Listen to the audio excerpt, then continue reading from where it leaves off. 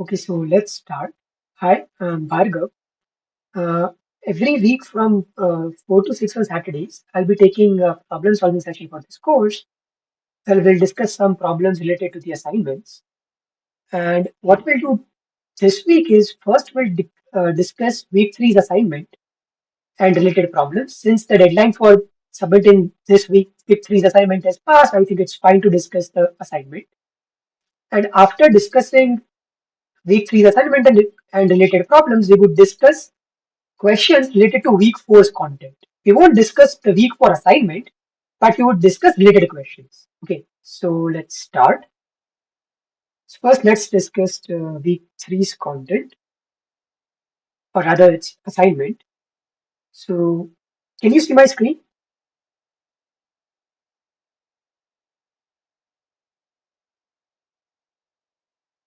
Hello.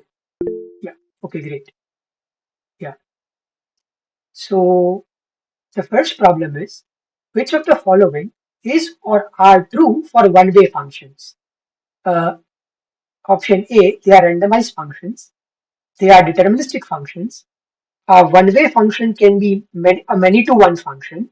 The time required to compute a one-way function is polynomial in the security parameter, and the time required to compute the inverse of a one-way function is polynomial in the security parameter. So what's the answer to this problem? You would have already seen this in this week's assignment. You can write the answer in the chat.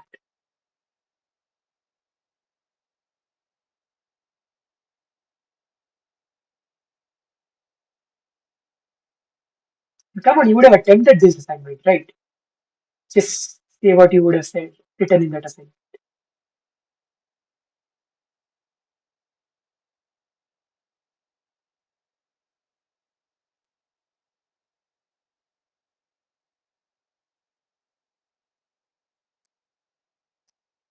Okay, so if no one wants to answer, the correct options are it's a deterministic function. So recall that a one-way function is a function which is easy to compute but difficult to invert. So but I mean, yeah, it's not a randomized function, it's a deterministic function. It can be many to one because many bit strings can have the same image. So it's many to one, and the time required to compute it is polynomial in the security parameter. That is, computing a one-way function is efficient, but option E is not correct because that's the whole point of a one-way function, right? It should be difficult to invert. So if there are no questions about this problem, let's move to the next one. So select the incorrect options for the trivium cipher.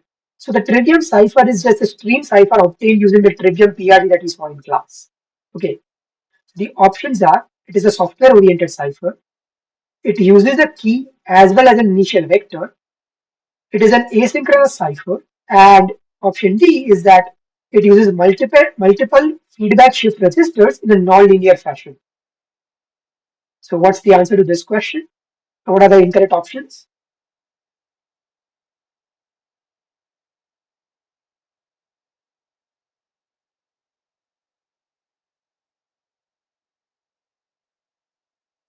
Okay, so first option A is incorrect because Trivium cipher is a hardware cipher.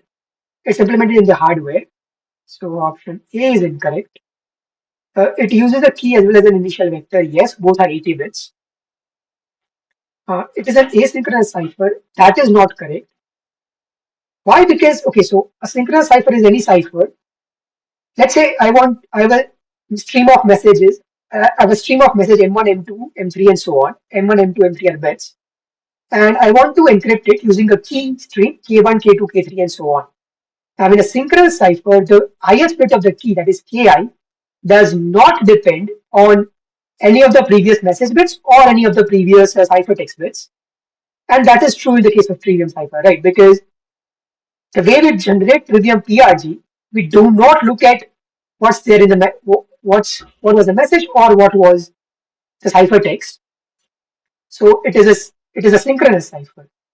An asynchronous cipher is just anything where the ith key bit, that is Ki, depends on some of the previous message or some of the previous ciphertext bits. But that is not the case with Trivium cipher. So C is also incorrect.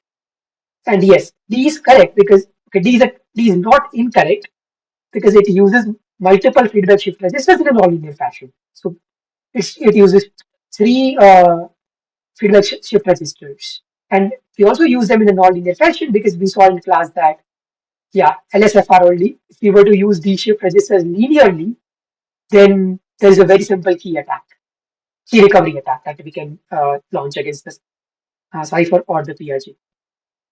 So yeah, A and C are incorrect. So there are no questions about this. Let's move on to the next problem.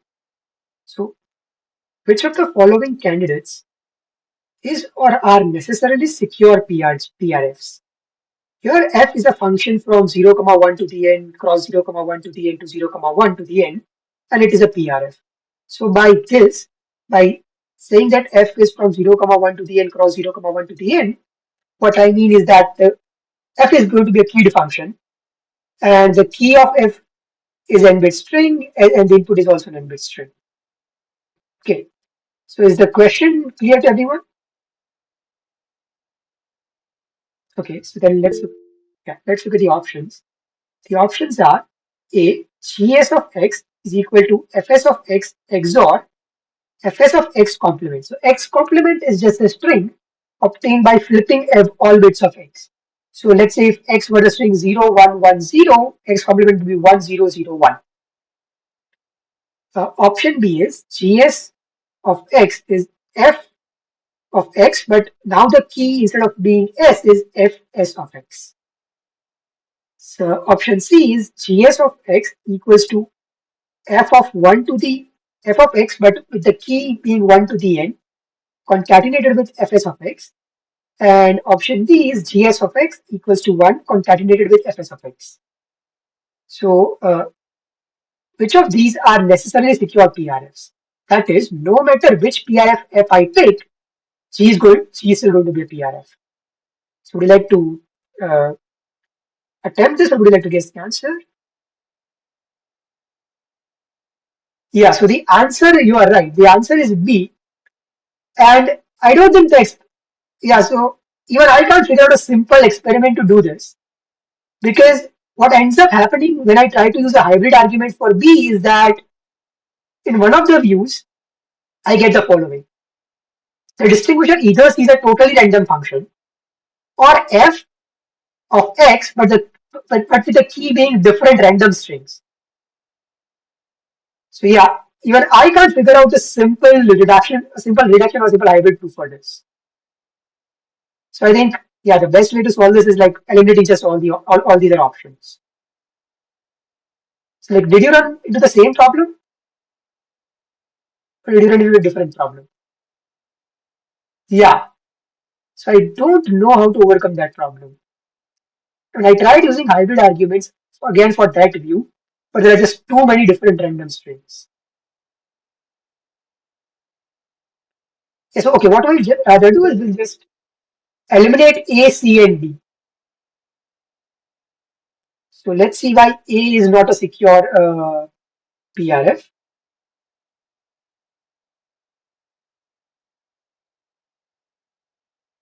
Yeah, so what we're going to do is, as usual, we have a verifier and a distinguisher. The distinguisher sends, now since this is the PRF security or the PRF indistinguishability claim, the distinguisher will send multiple strings to the verifier. The verifier would either uh, send the value of the truly random function at those strings or the value of the PRF at those strings, and the distinguisher is supposed to distinguish between these two cases. So in this case, the distinguisher will just send two strings. These would be 0 to the n and 1 to the n. And what does the verifier do? The verifier picks a bit uniformly at random from 0, comma 1. Then if the bit is 0, uh, y1 is equal to a truly random function evaluated at 0 to n, and y2 is a truly random function evaluated 1 to the n. If b is 1, then y1 is O. If p is 1, it picks s uniformly at random from 0, comma 1 to the n. It's 0, comma 1 to the n. Fs of x, and then it computes this 0 to the n concatenated with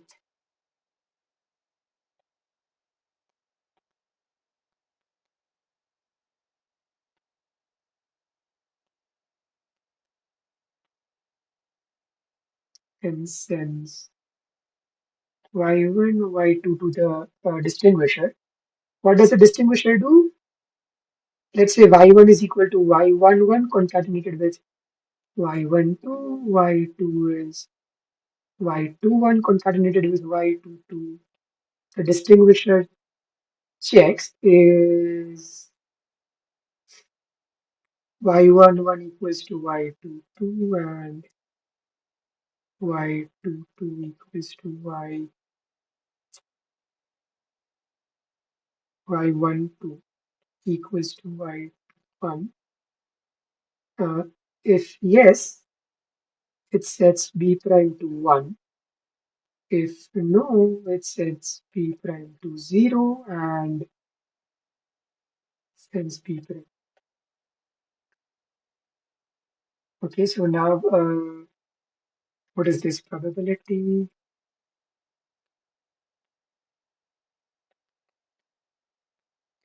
Okay, so when b equals to 1, what does this distinguisher get? It gets these these two strings, right? And in this case, these conditions are clearly satisfied. So this is going to be 1.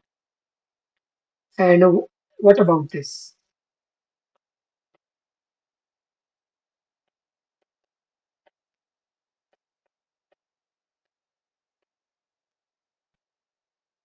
Okay, so this is going to be 1 over 2 to the 2n, because when b is 0, y1 and y2 are totally random strings.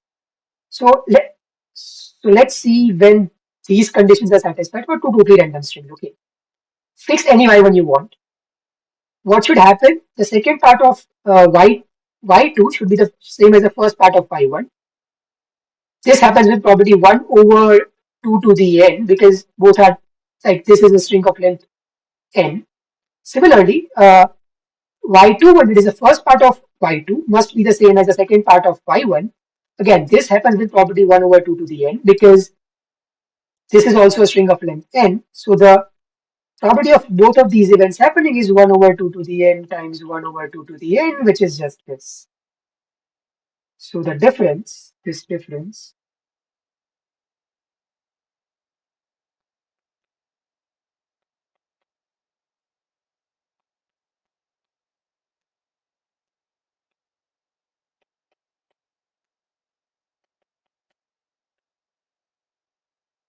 is non-negligible.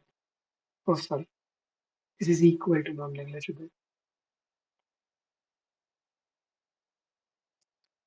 And so this is not a PRF because the adversary, sorry, the distinguisher is able to distinguish the two cases with a very good probability. In fact, very close, probably very close to 1. So A is not a PRF. What about C? Okay, let me just copy. So again, for C we'll do something similar. So most things will be similar. So let me just copy everything.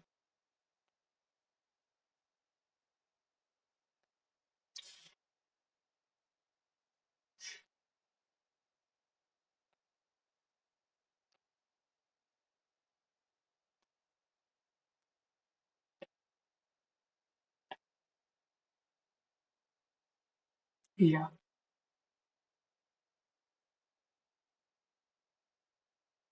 Okay, so let's first recall what C was. So in C, Gs of x was just f of 1 to the nx concatenated with fs of x. So in this case, it's even simpler.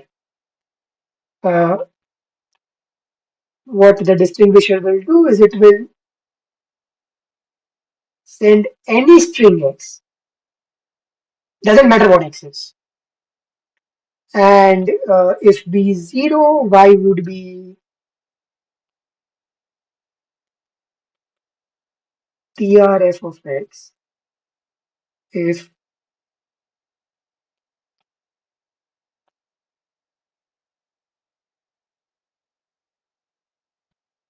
b is 1, s would be picked uniformly at random from 0, 1 to the n. And y would be what? It would be f of 1 to the n x concatenated with f of s x.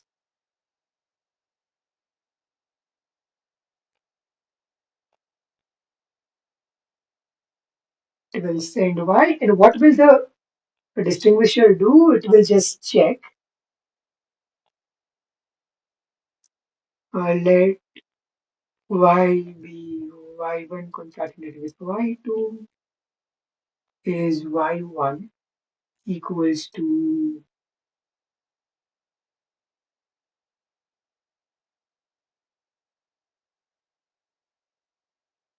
yeah, just this. If yes, then it will set b prime to 1. No, it will set b prime to 0 and return b prime. So what's the probability that b prime is equal to 1 given b equals to 1? Well, when b is 1, y1 would always be f of 1 to the n evaluated at x. Now the verifier, sorry, the distinguisher knows f, it knows 1 to the n, it knows x. So it can efficiently compute this. The distinguisher is polynomial time, and this probability is always going to be 1. And what about this probability? Probability that b prime is equal to 1 given b is equal to 0. So this is going to be 1 over 2 to the n, because in that case, when b is 0, yes, here the subscript of f refers to the key. Or rather, what we use in place of key. For example, over here, in place of key, place of a random key, we are using 1 to the n. Yeah, so where was that? Okay, yeah. So this probability is going to be 1 over 2 to the n. Why? Because when b is 0, y is a complete, y is obtained by evaluating a TRF at x. So y is a completely random string, right? So what is the probability that the first part of a completely random string of length 2n is this fixed string? So the first part of a completely random string of length 2n is going to be a completely random string of length n, and it can be this string with probably exactly 1 over 2 to the n. So these are the two probabilities, and yeah, as usual, this is large.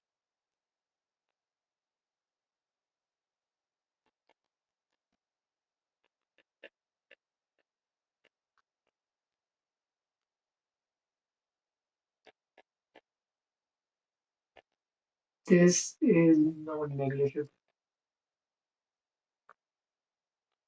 So this is also not a PRF. And what about the option D? Option D was even simpler. Yeah, it's just you 1 over.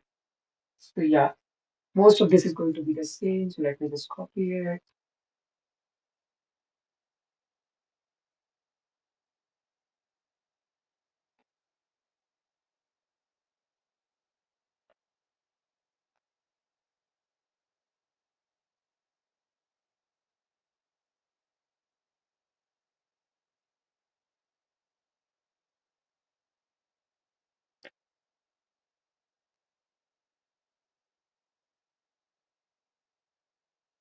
Yeah, again, The distribution will just send any x.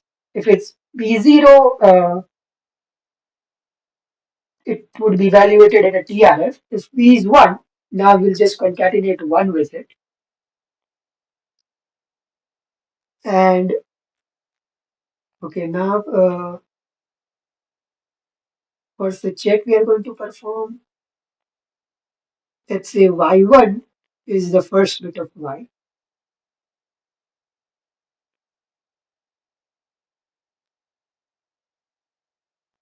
Is y1 1? If yes, set b prime to 1. If no, set b prime to 0 and send b prime. So now what will be the probability that b prime equals to 1 given b equals to 1? When b equals to 1, y is this. So the first bit of y is always going to be 1. That is y1 is always 1. This check passes, so b prime is 1. So this probability is 1. What about the second probability? What is the probability that b prime equals to 1 given b equals to 0? So when b equals to 0, y is obtained by evaluating x at a totally random string, totally random function. So every bit of y is 0 or 1 with equal probability. So in particular, the first bit of y is also 0 or 1 with equal probability. And so the probability that the first bit of y is 1 is just 1 over 2.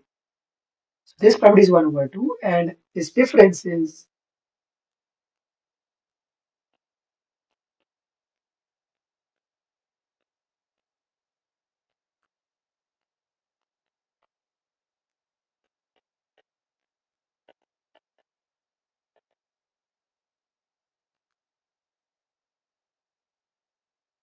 yeah, so this is a non-negligible function.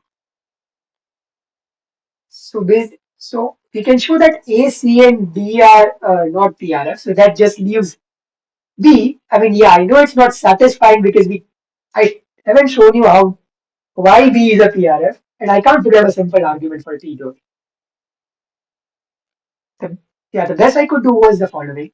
Suppose even before the entire game starts, the distinguisher were to tell the verifier it is just going to send m many queries to the verifier, right? In that case, I was able to come up with some hybrid argument. But yeah, without this parameter, I can't do anything. So if yeah, someone of you can figure it out, yeah, maybe just let me know. Yeah. So is this fine? If yes, we can move to the next problem.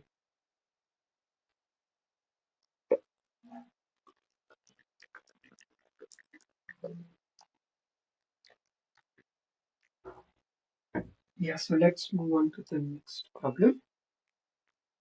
Okay, so the next problem is the following.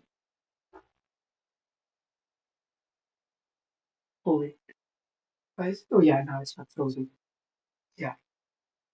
So let pi is equal to gen n candec be a symmetric key cipher and consider the variant pi prime is equal to gen prime n prime dec prime of pi where the encryption algorithm to encrypt m just uses this encryption algorithm to encrypt m of m to the r. Here m to the r just means the reverse of m, and decryption is defined anonymously. So basically these new algorithms just invert, like they reverse the message and then encrypt and decrypt. So which of the following options is correct for this scheme? The options are uh, A, pi, if pi is single message COS secure, then pi prime is also single message COS secure. Option B is if pi is single message COS secure, it is possible that pi prime may or may not be single message COS secure. Option C is pi is CPS secure implies pi prime is CPS secure, and option D is none of the above. So which of the following are true?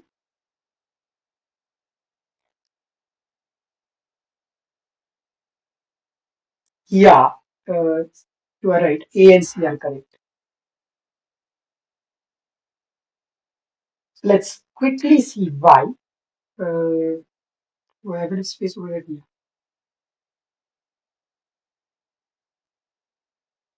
So option A was for this was for single message COS security, right? So what is the game over here? We have okay, so we want to show that if pi is single message COS secure, then pi prime is also single message COS secure. We'll do this by reduction as usual, and show that if pi prime is not single message COS secure, then neither is pi. And to do this, we'll do the usual thing. Given a distinguisher, or rather now it's an adversary. So given an adversary for pi prime, we'll construct an adversary for pi. Okay.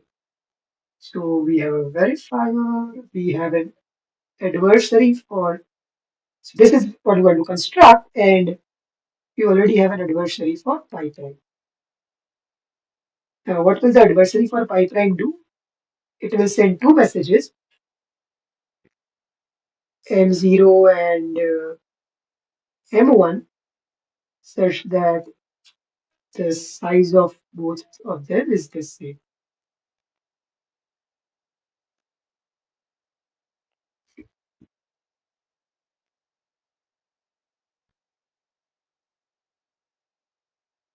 And what the adversary for pi will do is that it will just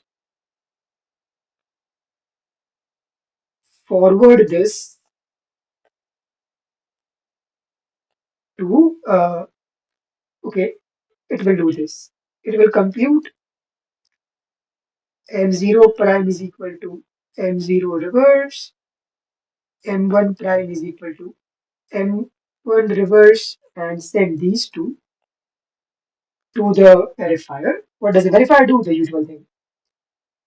Takes the uniformly at random,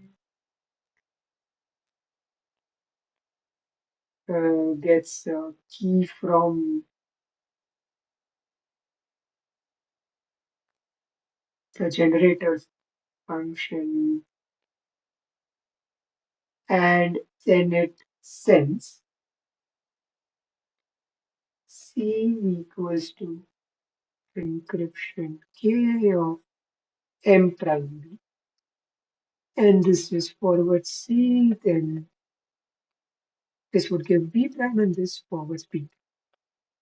So is the reduction clear? A prime, A pi doesn't, the adversary for pi doesn't do much over here. It mostly forwards things. Okay. So now let's see what happens. Okay. So what does A prime get? A pi prime.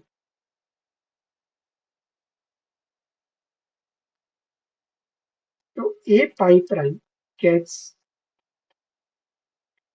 C is equal to EN's M prime B, which is just ENC MB reverse, which is ENC prime MB, right?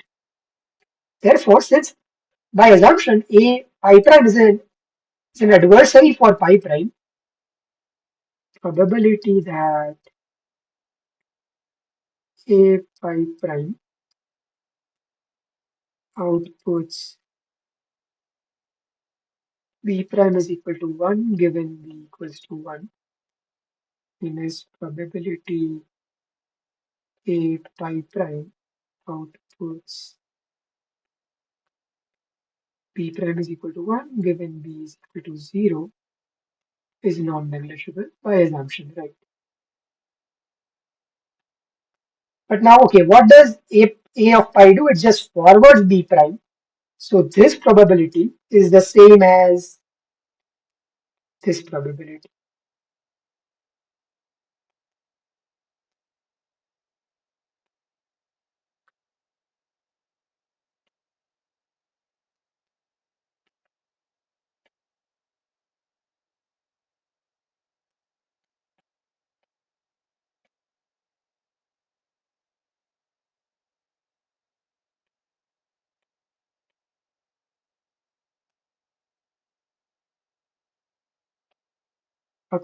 Which is a contradiction, right?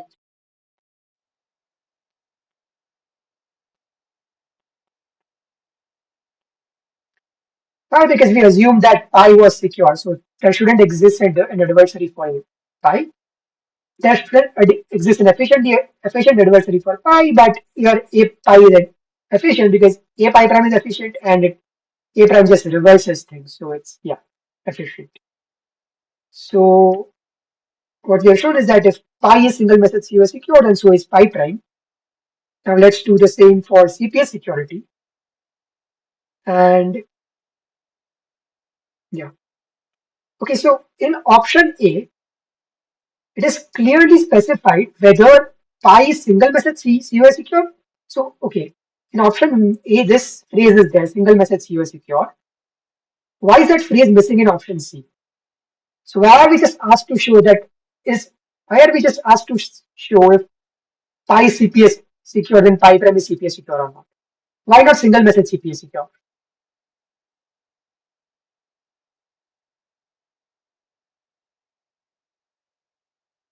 Okay, so in CPS security, we know this, right? That single message CPS security implies multi-message CPS security.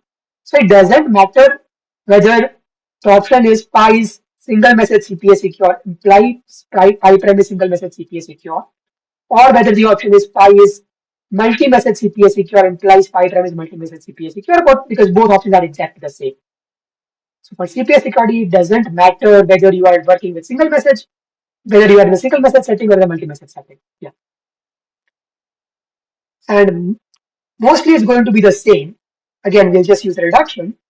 But now, sorry, recall that in the CPS security game, we also have these training phases, right?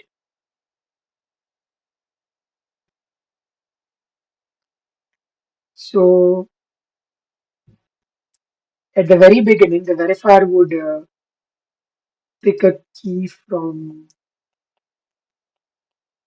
the generator function. And so now A pi prime wants to engage in pre-challenge training. So what will it do? It will just send a few messages. Let's say, or rather, let me call them M11 to say M1K, and it wants ciphertext of these messages, right? And what is API going to do? It's just going to reverse this and send these to V.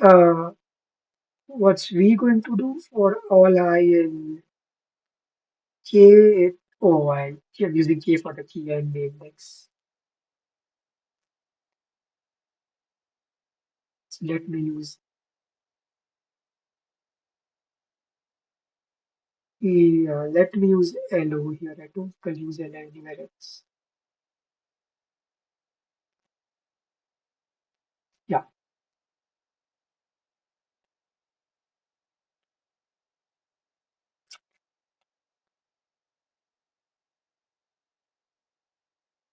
yeah.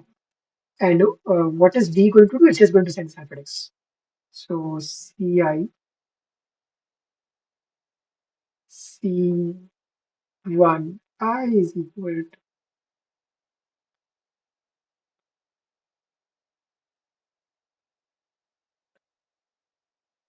it's going to send all the CIs. So C11 to C1L.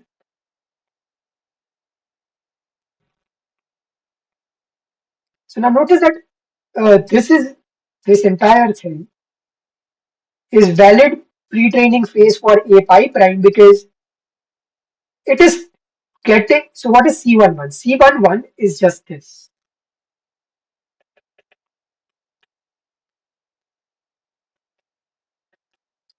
So yeah, it is getting ciphertext according to the pi prime scheme. So this is valid pre-training phase. Then yeah, the challenge phase is going to be the same. So let me just copy this part.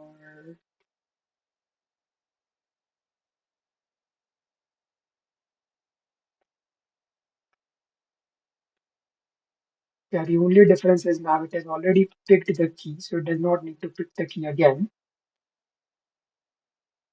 And then there would be a post-challenge training phase, which is just going to be Similar to this. Okay, yeah, rather I should not copy this. This would be easier.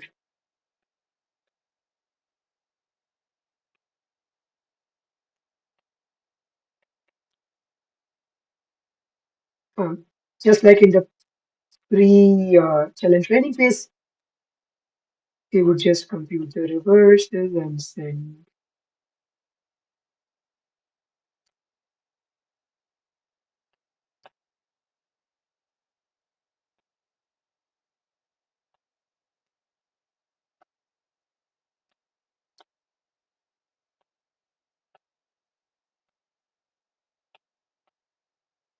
Yeah, copy was this. For all I in T, C2I is equal to encryption of MI reverse C21 to C2T 1 C2T. So this also completes the post-challenge training phase. And now the verify would send B prime and B prime would be forward. So even over here, A pi is still an efficient adversary. So now again, just as before, let's look at the two probabilities. Yeah, this is going to be the same.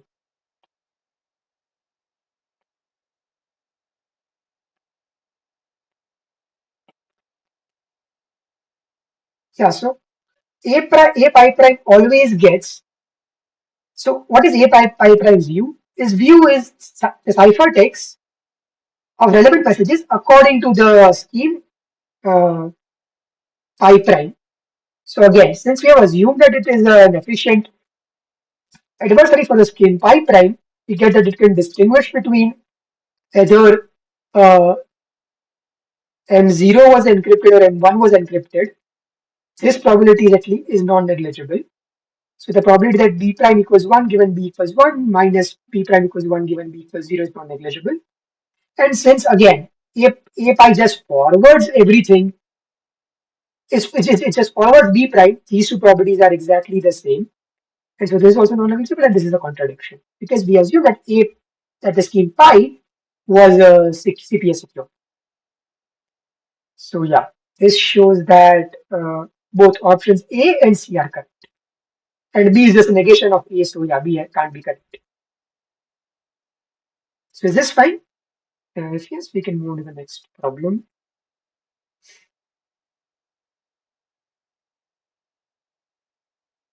Okay, yeah, so the next problem is, yeah, someone had a question.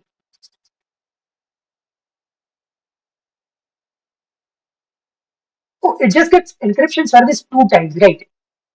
One before the challenge, one after the challenge. Okay, so let me go back to the game. Yeah, the entire thing is visible. So here is where it gets the service once, and here is where it gets the service the second time, right? So it just gets the service two times. Where is the third time is it getting the service? Here it is not getting the service because this is the challenge, right? Yeah, but okay, we can't say that over here he's getting a service because like, there are two messages and only one is encrypted and sent back, right? Yeah. So the reason why we give it two challenges, one before and one after, is the following. Because, because ultimately we want to model real. Someone wants to know. Yeah. Okay, so ultimately we want to model real world situation, right? And in the real world situation, what can happen is the following. So in class we saw these two examples, right, where British and American cryptographers use CPA attacks to break some ciphers, right? So in that case, what they were interested in is just one very particular message that they knew would be sent at one particular time, right? They didn't care about any messages before that message. They didn't care much about any messages after that message, right? So what they can do is the following. Let's say that they know. that the message they're interested in is going to be sent tomorrow morning. Okay. And what they can do is they can do whatever they want today. And so basically what they can do is they can somehow trick their enemies to give them any encryption oracle service today evening, right? So that models this part. The encryption oracle service before the challenge phase. Then the message that they get models the challenge phase. And then what they can do is, let's say tomorrow morning they have got this challenge, they've got this message they're interested in, they want to decrypt it. They can again, tomorrow afternoon, they can again trick their adversaries in providing them encryption oracle service, right? So basically, in real world situations, if you're interested in just one particular message, before that message is sent and after that message is sent, you can trick your adversary into sending you into like providing you encryption oracle service, right? So to model such situations, we give it encryption oracle service twice. Is this fine?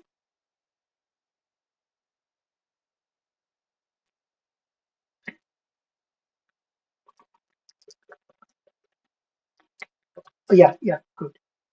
Okay, so if there are no other questions, let's move on to the next problem. So the next problem is with which of the following is or are correct? Option A, a single message CPA secure scheme is also a multi-message CPA secure scheme. Secure PRGs can be constructed from secure PRFs and vice versa. Given a secure PRFF with a seed s in 0, 1 to the n and x in 0, 1 to the n minus 1, consider f prime sx defined as follows. It is fs of 0 concatenated with x concatenated with fs of x. Oh wait, these two options are the same. I should change this. This is this.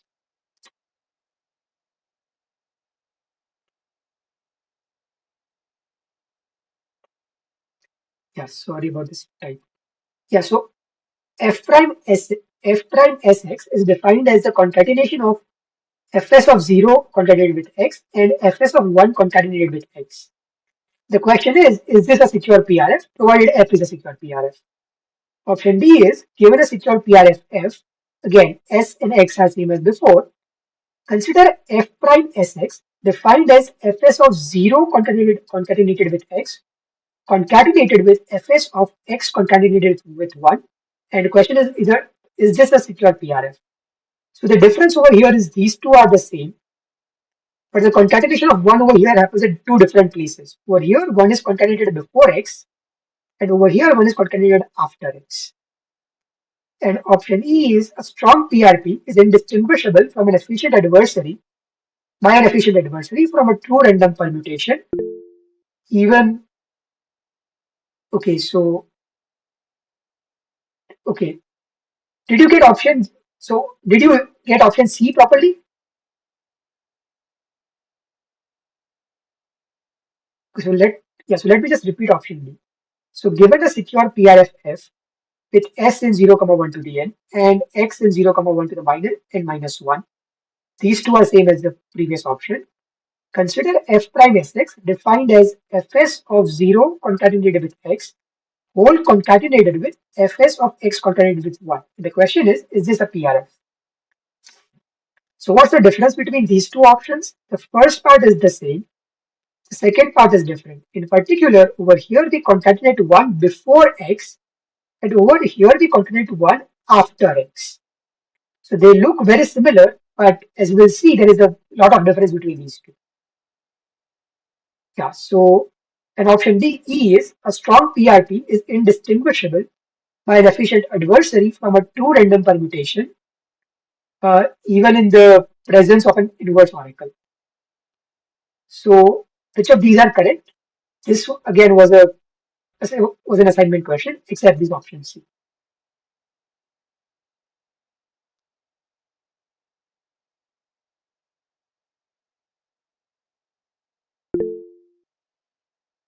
Yeah, so option A is correct.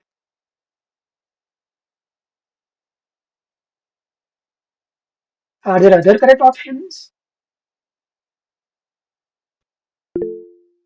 Yeah, B is also correct.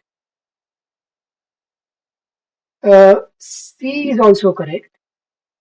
D is not correct, and E is also correct. Yeah, so A, B, C, and E are correct. Yeah, okay, so let's see why A is correct. It's just, I mean, that is just a recall question. We saw in class that a single message CPA secure scheme is also multi-message CPA secure. So there is nothing to do over there. Okay, what about B? Secure PRGs can be constructed from secure PRFs and vice versa. So this we also saw in class. Suppose F is a secure PRF, and to construct a secure PRG, all we have to do is evaluate F at some points. Let's say 0, 1, 2, 3, and so on. Okay. So to construct a PRG from a PRF, we just evaluate the PRF at a bunch of points and concatenate their inputs. That gives us a PRG with the desired expansion. So PRFs do give us PRGs. What about P? Can PRGs give us PRFs? Again, we saw this in class. So how did we construct a PRF in the class? A theoretical construction of a PRF? It was just a tree, right? That was a, remember this tree construction? In that tree construction, we used a PRG, right? So PRGs also give us PRFs. So yes, we can get PRFs from PRGs and PRGs from PRFs. So B is also correct. I'll come to C and D later. Let's first look at E. Again, E is a recall problem. What is a PRP? A PRP is a pseudo-random permutation. That is a pseudo-random function, which is also a permutation. Sorry, no. So it's a function which is a permutation, but indistinguishable from a totally random permutation. And what is a strong pseudo-random permutation? It's a it's a pseudo-random permutation. It is also I mean it is difficult to distinguish it from a truly random function, truly random permutation, even in the presence of an inverse oracle. So this is just the definition of a strong PRP. So yeah, again, there is nothing to like prove over here. So A, B, and E are just recall problems. What about B and C? Sorry, C and D. So C is a secure PRF, but D is not, and that might be surprising because these two are like look very similar. But yeah, we'll see why this is the case. Okay, so let's first see why C is a PRF. To understand, yeah. Let's see why C is a PRF. So what we'll do is okay, let me.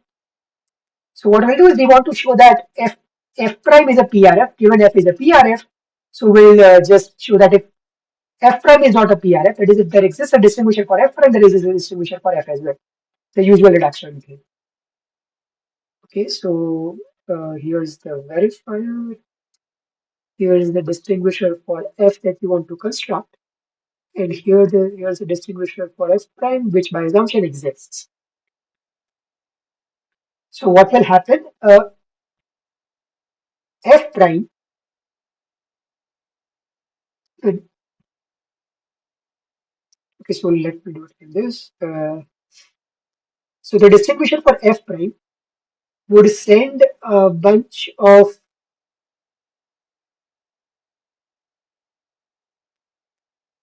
inputs to the distinguisher F of F. It wants the evaluation of F prime at these points. Uh, what will the distinguisher for F do? It will do the following.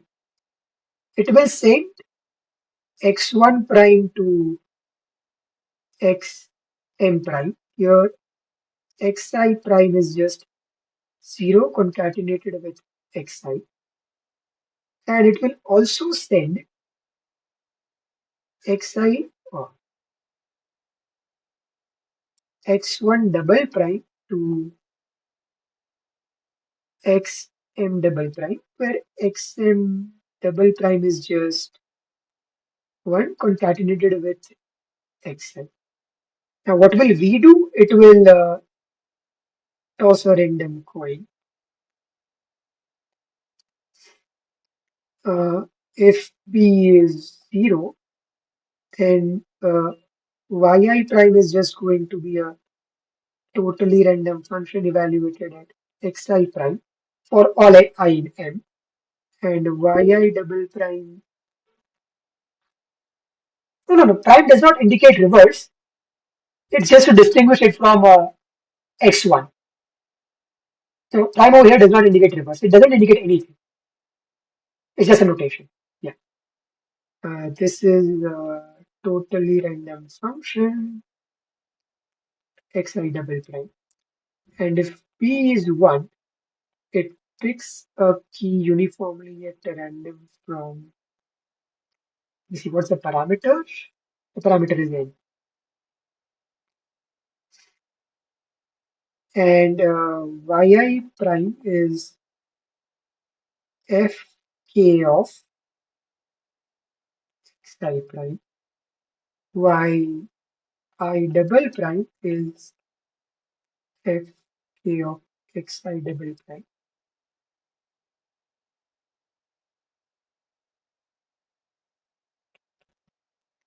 And after doing all of this, it's just going to send uh, y1 prime to ym prime and y1 double prime to ym double prime to the distinguisher for f.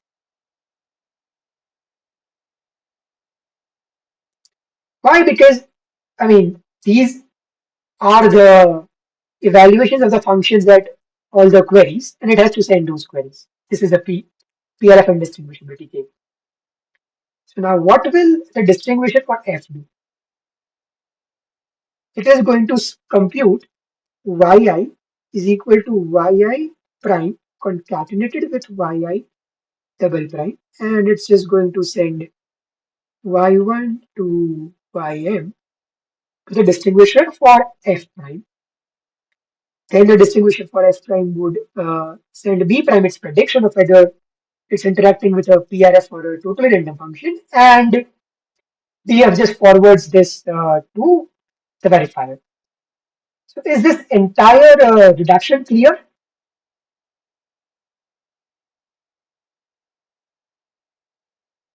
Okay, so if the reduction is clear, let's see what happens when p is 0. Okay, so when p is 0,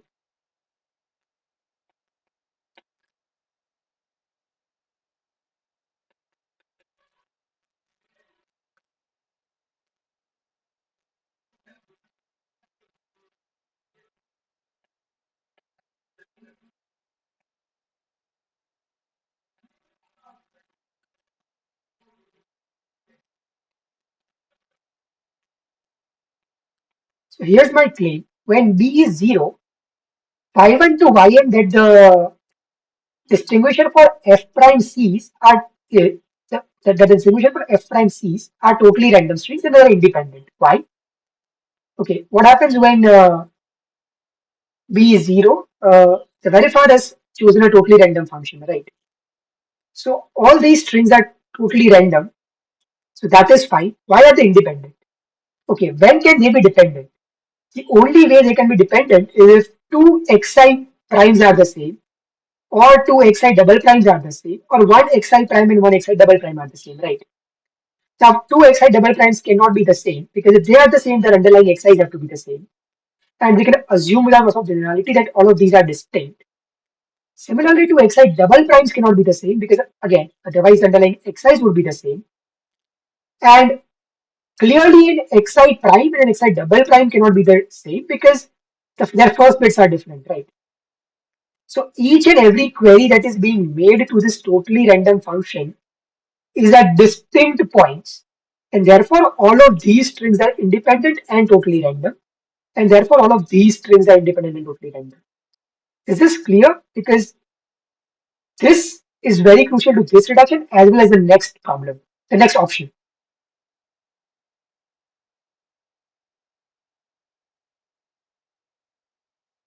Because if this, so yeah, if this is not clear, then it's going to be a problem. So let me just wait for a for some time, and if it's clear, I'll do the next part.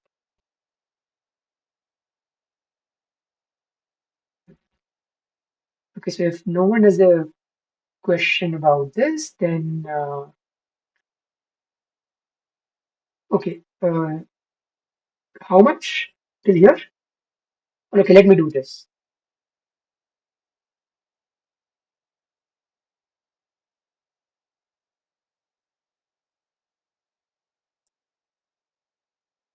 Yeah, so if it's clear, let's move on to the other case when b equals to 1, what are y1 to yn?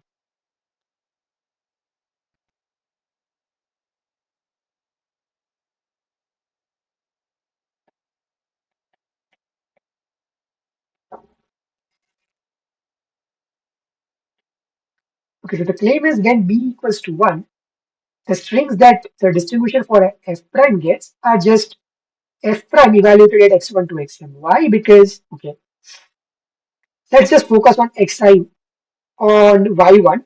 So let's just focus on this thing. Okay, so what is y1 prime? Y1 prime is fk of x1 prime, and x1 prime is 0 compared with x1. What is y2 prime? Y1 double prime. Y1 double prime is uh, fk of xi double prime, and xi double prime is just 1 concatenated with xi. So yi, or rather y1, is just fk of 0 concatenated with xi, and fk of 1 concatenated with xi. And this is exactly this thing, right?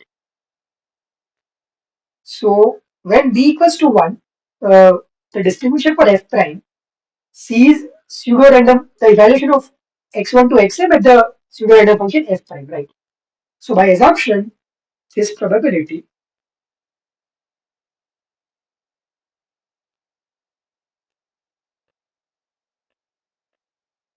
1 given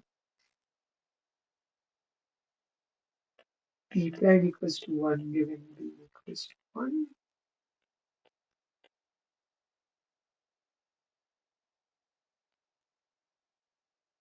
on d prime f df prime.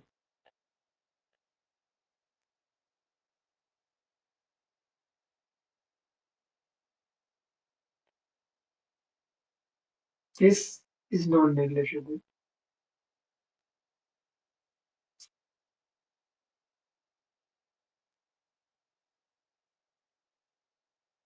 Why this is just the assumption? This is because that we assume that df prime is a distinguisher for f.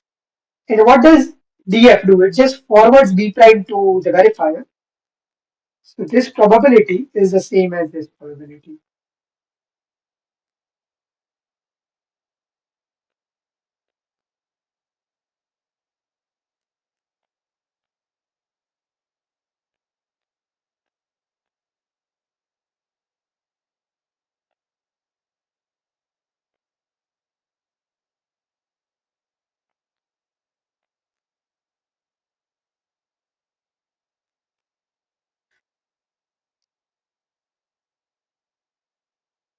This is a contradiction.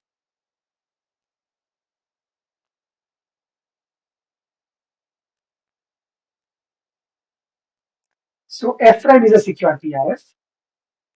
Now let's look at option D. So let's recall D. So option D was very much like option C. The only difference was we are concatenating one at a different place, right? Now this might seem like like a very small issue or a very small change, but let's see why this is a problem. Okay. So again, so what we'll do is we'll construct an efficient distinguisher for this function f prime. And all it does is the following.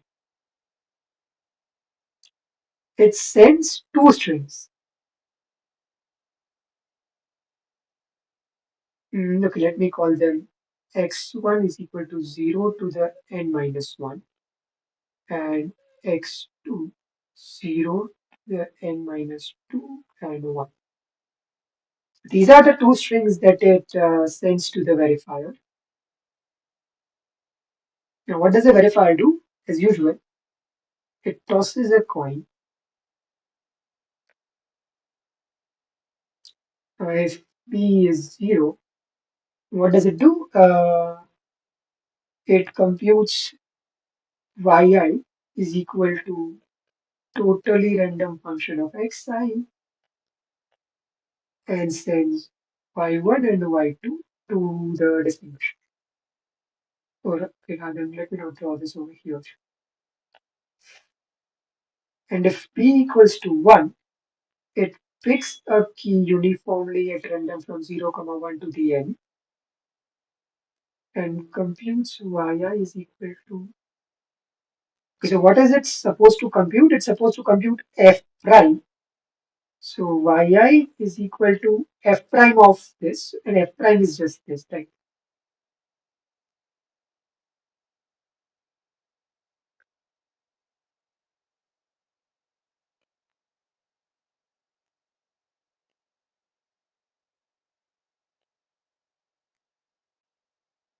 And then it sends y1 and y2 to the distinguisher. Okay, let me add a page. Yeah. And what does the distinguisher do? Let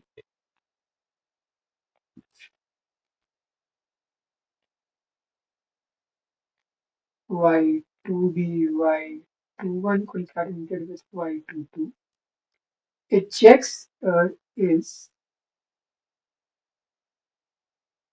y12 the same as y21. If yes, p prime is equal to 1. If no, p prime is equal to 0. So this is the reduction. Now, this check might look a little weird, but yeah, we'll see why this works. Okay, so let's first evaluate this.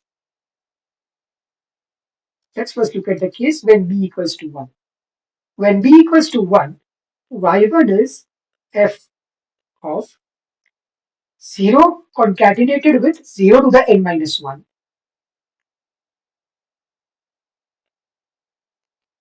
Concatenated with oh no, 0 to the n minus 1 concatenated with 1, right? And this is just fk of 0 to the n concatenated with fk of 0 to the n minus 1 concatenated with 1. What is y2? Concatenated with 0 to the n minus 1 comma 1. Fk of 0 to the n minus 1, 1 concatenated with 1. And this is fk of 0 to the n minus 1. Oh wait, no, this is n minus 2 over here. So yeah, over here there was x2 was n minus 2. So n minus 2, n minus 2.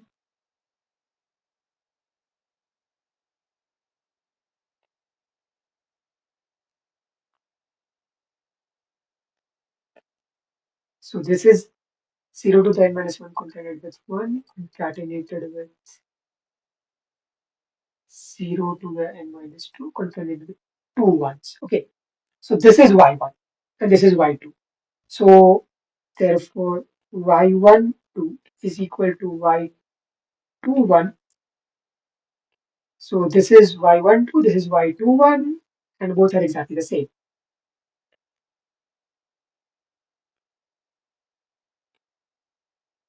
Therefore, this check over here always passes, and uh, probability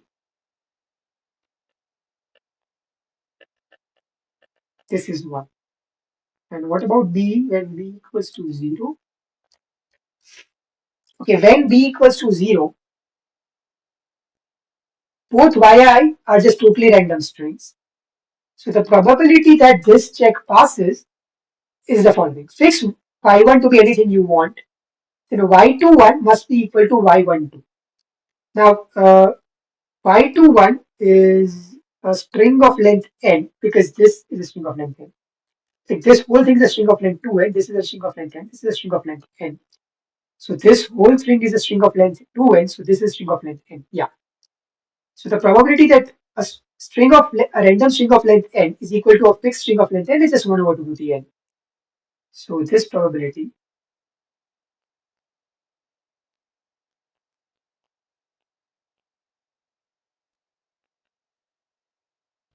and therefore this difference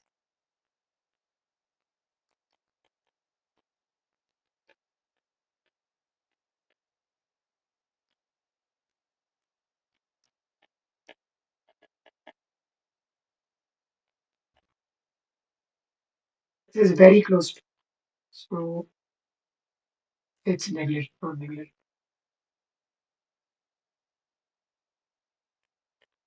Yeah, so the option D is not the correct. The so this function in option D is not a PRF. So even a slight change in where we uh, concatenate makes a lot of difference. And the reason this is happening is the following. So recall that over here we saw this statement, right? Y1 to Ym are independent and totally random strings. However, in this case, that's not happening. When x1 is this and x2 is this, if b equals to 1, then y1 and y2 are not completely random because as we saw over here, these two paths are the same. So they are not independent of each other. And that's why, yeah, this is not a PRF. Basically, what's happening over here is, even though I make this different queries, when the verifier is responding using a PRF, the results I get are not totally random. Sorry, the results I get are not independent as they should be. That's the problem. So if there are no questions about this, we can move on to the next problem.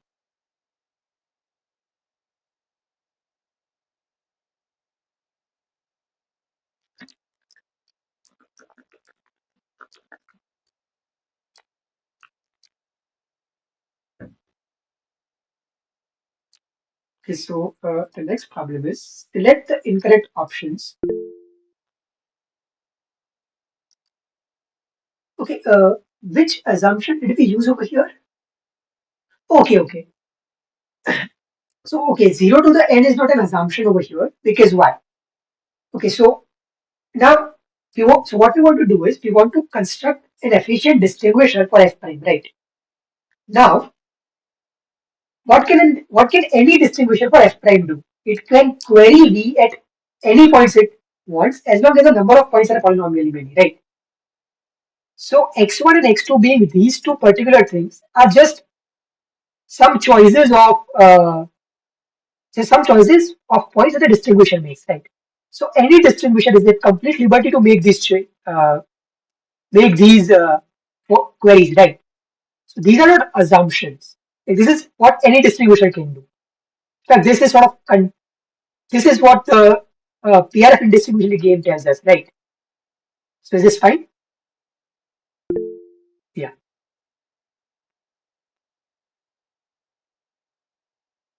So let's move on to the sixth problem. So the sixth problem is select the incorrect options. Stream ciphers are deterministic. Stream ciphers are randomized. Same key can be used to encrypt multiple messages in a stream cipher, and stream ciphers are single message CPA secure. So which of these are correct or are incorrect?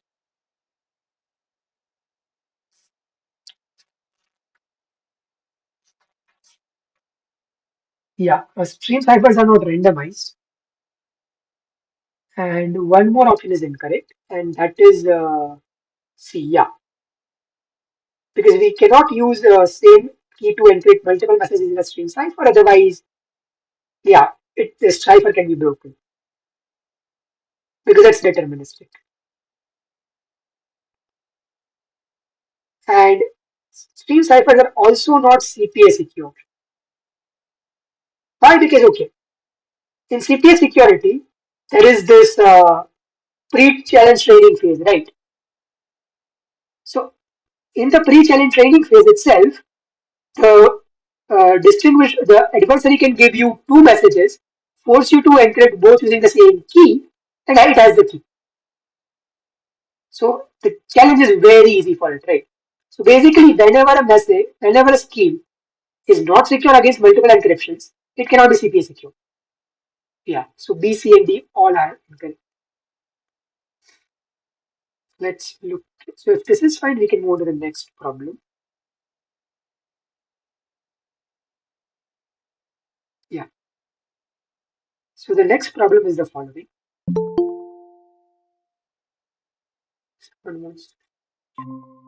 Okay, so the next problem is as follows.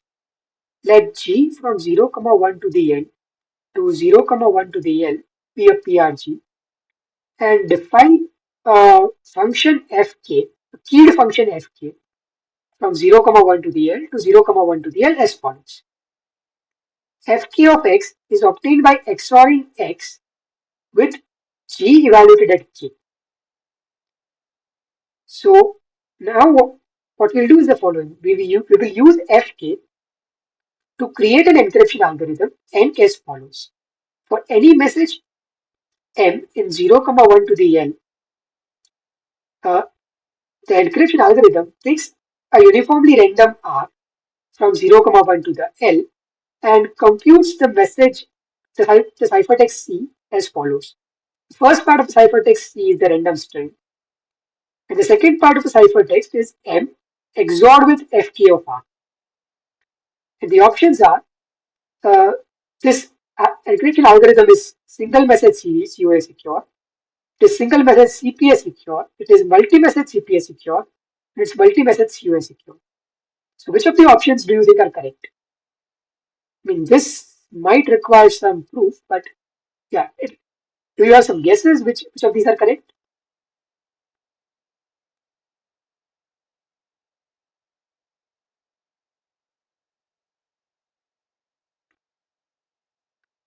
Okay, so you are saying this is single message CUA secure. That's true, yeah.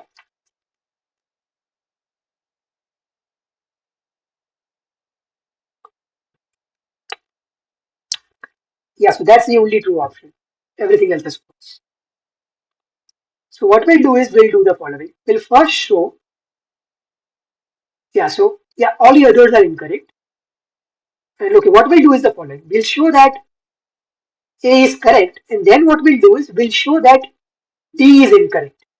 And what I'm claiming is the following. If D is incorrect, then so is C and so is B. Why? Because if a scheme is not multi-message CUA secure, it cannot be multi-message CPA secure, right? Because in the security game for multi-message CPA security, we have pre-challenge training phase, post-challenge training phase, and challenge phase, right?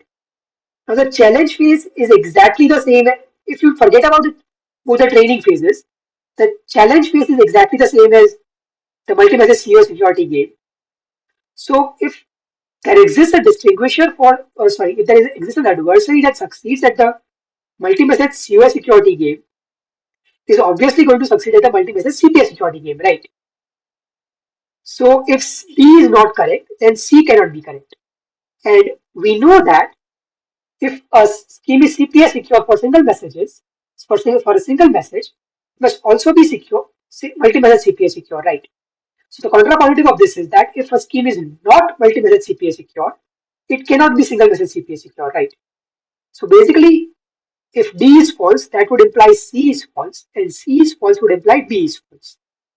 So we just need to prove that D is false, right? Is this fine?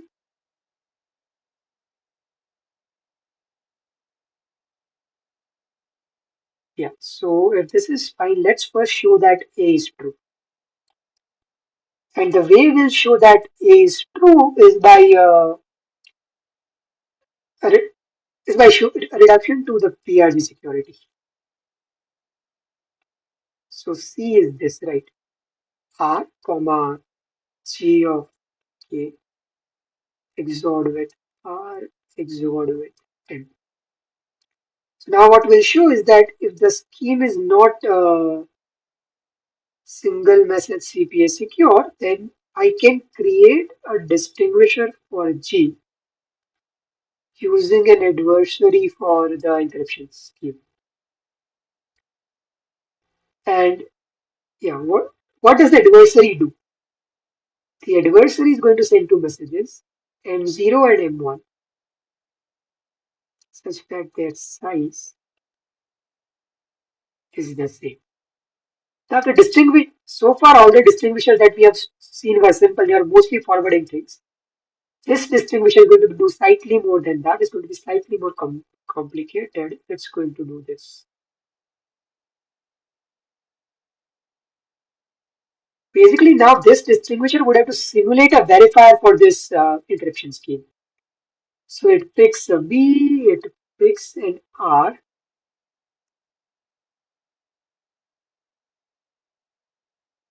Is L correct over here?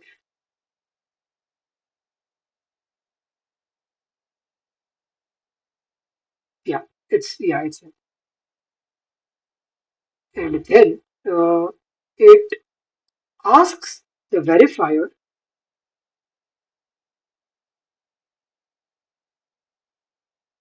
So okay, now what will the verifier do? This is the verifier for the PRG game. So the verifier itself would, okay, let me call, yeah, this is B. So verifier is going to do this. If B is 0, Y is, uh, yeah, Y, let me call this, yeah, let me call this Y. Y is going to be a random string. And if B is 1, Y is, it will pick a random string K. So let's just assume that the seed length of G is N. So to pick this, it's going to set Y to be G of K and send this Y to the distinguisher.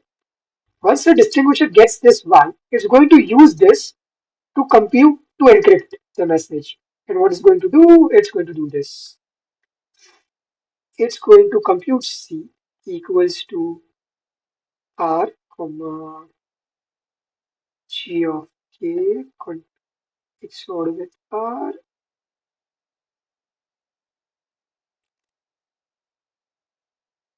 uh, XOR with M. And it's going to send the MB. It's going to send this to the adversary. The adversary would reply with a bit, which is going to be its prediction for whether M0 was encrypted or M1 was encrypted. And what the distinction will do is the following: is B prime the same as B double prime? If yes, set B triple prime to 1, else set B triple prime to 0, and set B triple prime to the verifier. So usually our distributions used to be simple, so now it's slightly complicated. So is this reduction clear? I mean, I'll explain why everything that's happening over here is the way it is. But is this clear? Just the reduction?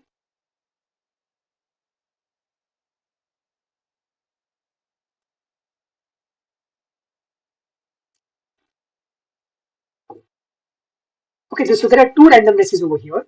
One is R and another is K that the verifier picks. But K is sort of going to act as a secret key for the encryption scheme, and R is the randomness that is inherent in the encryption scheme. So over here, the encryption scheme itself is random, right? So R is that randomness. Is this what you were asking? Yeah. Okay, so this is the reduction. So now let's see. Yeah, we have one more question.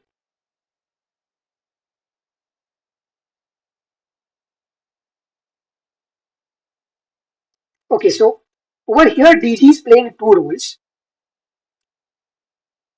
In this part, it is simulating or it is playing the role of the verifier for the uh, e- what's the experiment called? So it's playing the role of the verifier for this experiment. Prive case COA. So this experiment, right?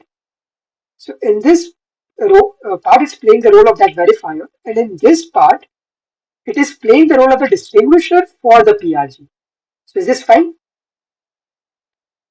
So it's both a verifier for the encryption scheme and distinguisher for the PRG. Okay, so now let's. Okay, so what is our success going to be over here? We would succeed if P triple prime were equal to B, right? Because that is when this distinguisher succeeds. So let's analyze that probability. So what is the probability that P triple prime is equal to B?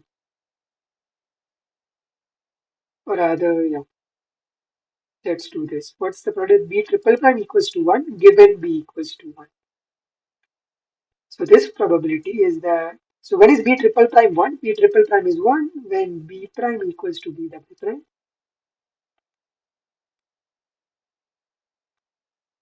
And the claim is this is half plus non-negligible.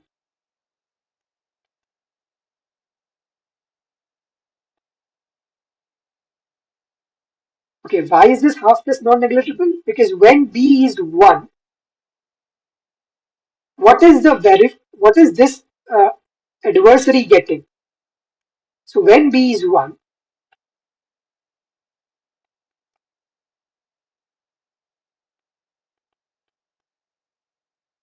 C is R, F, K, R.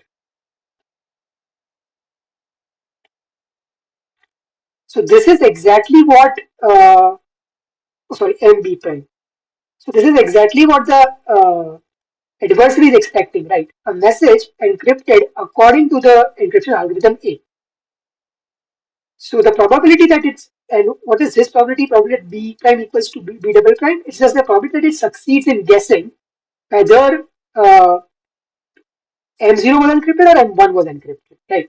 So this is half plus negligible. Sorry, this is greater than or equals to half plus non-negligible by the assumption that A is an adversary, right? Yeah. And what is this probability?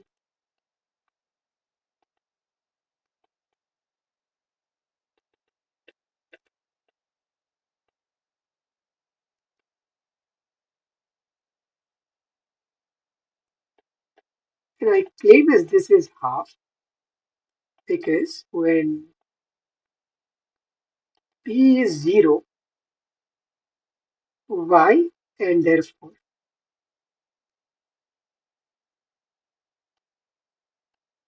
it's a totally random string.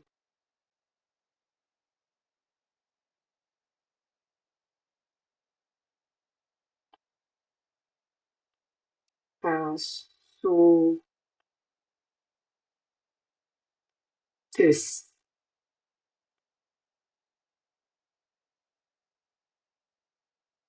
I should rather write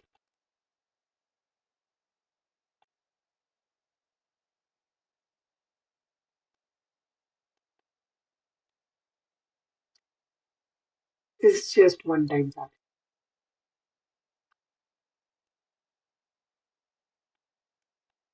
Now, sure, in one time pad, you would have just XORed Y with M.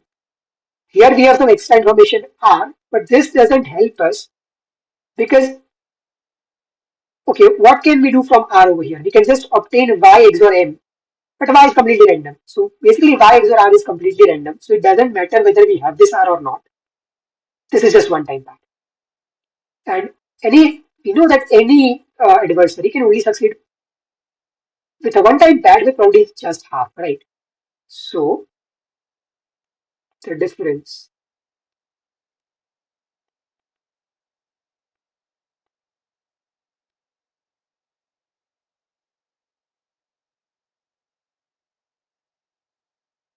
this is non-negligible.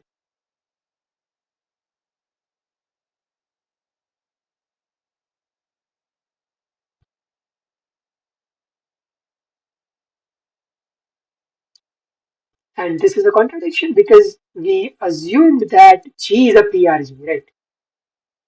So is this fine?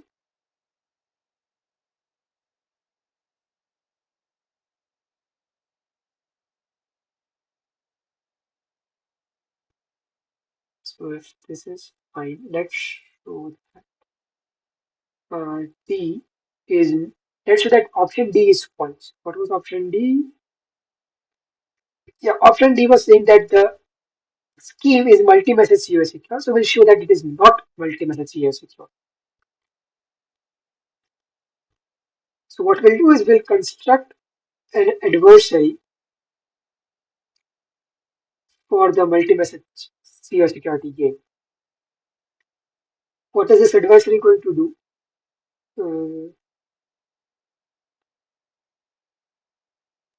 It's going to send two messages, 0 to the L and 0 to the L. Uh, M11, M12, M21, M22, where M11 equals to M21 equals to M12 equals to 0 to the L and M22 equals to 1 to the L. So it sends two messages, 0 to the L, comma 0 to the L. So sorry, it sends two vector of messages. The first vector is 0, comma 0 to the L, comma 0 to the L. And the second vector is 0 to the L, comma 1 to the L. Okay.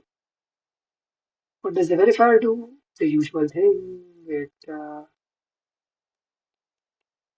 picks this if, and it also picks K.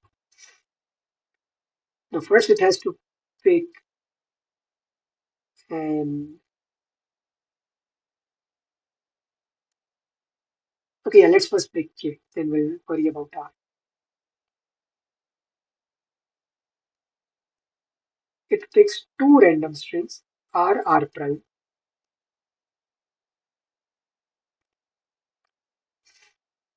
and it computes this. C1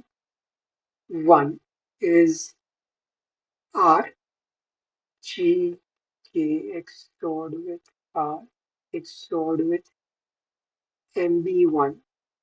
C2 is R prime, GK XORed with R prime, XORed with MB2.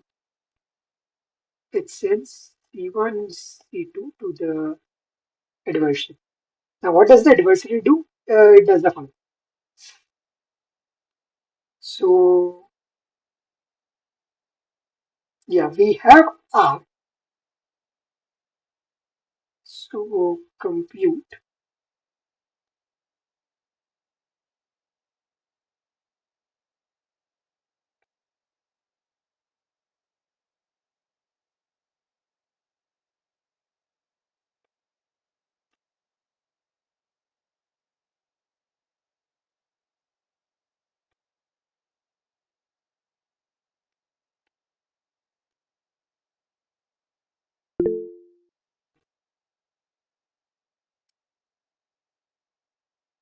What looks like a stream cipher?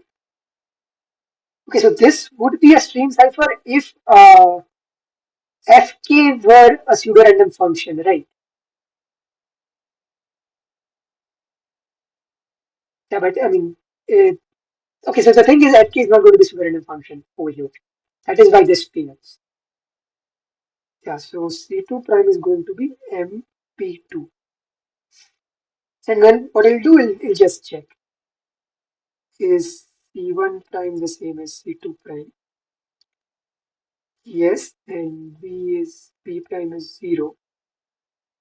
No, B prime is 1 multiple. Send this to the verify. Okay, so now let's see this probability.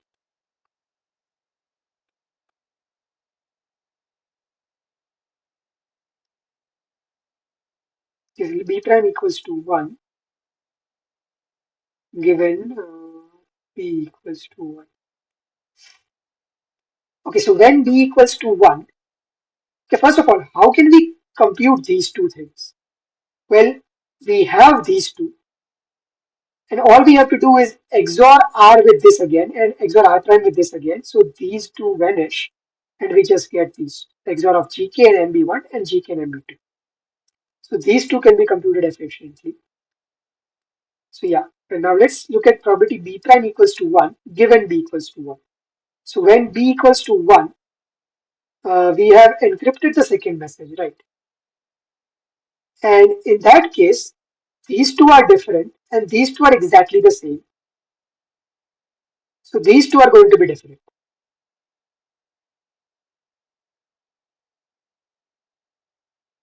Yes, on this. And what about this?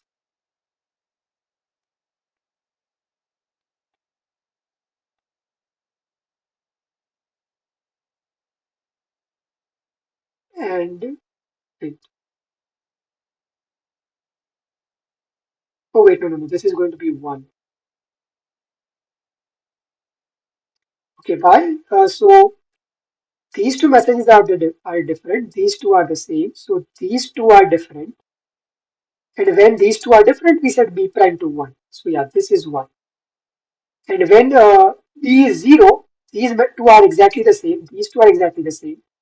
So these two are exactly the same. And so we are going to set B prime to 0. And so this probability is 0. So this difference,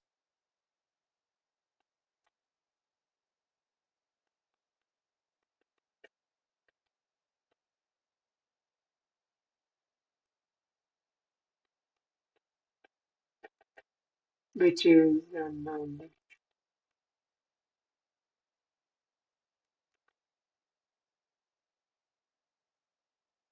Okay, yeah. So this shows that the scheme is not multi-message CUA secure. So it's not multi-message CPA secure and therefore not multi-message single message CPA secure. Is this fine?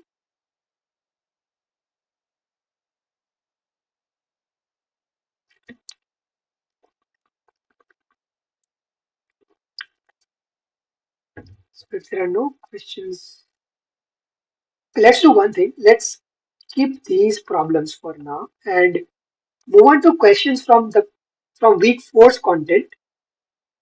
And if we have time, we will come back to questions 8 and 9 later. So now let's solve questions from week four's content. So the first question is, which of the following is or are true for the ECB mode of operation? Encryption can be done in parallel. Decryption can be done in parallel. The mode is CPA secure and it is multi-message CUA secure. So which of these two are correct?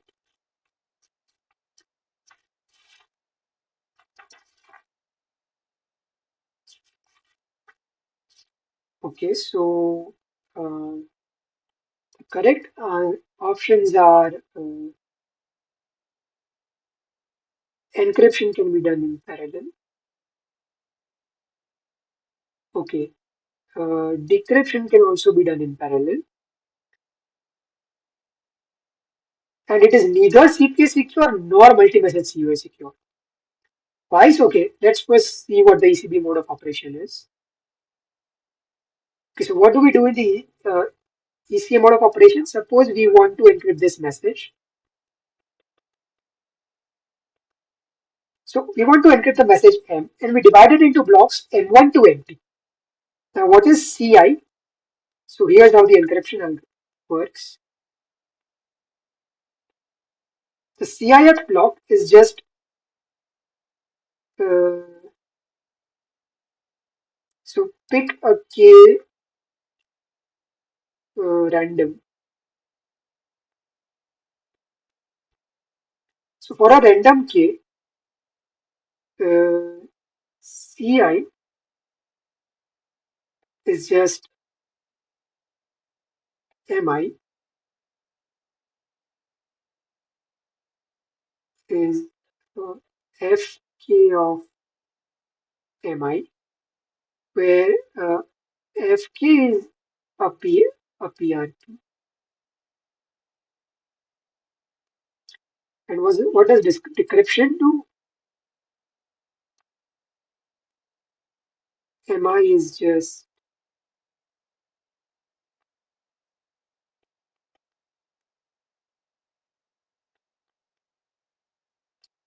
since it's a PRP, we'll also assume that it's an efficiently invertible PRP. That is, you can compute its inverse efficiently as well.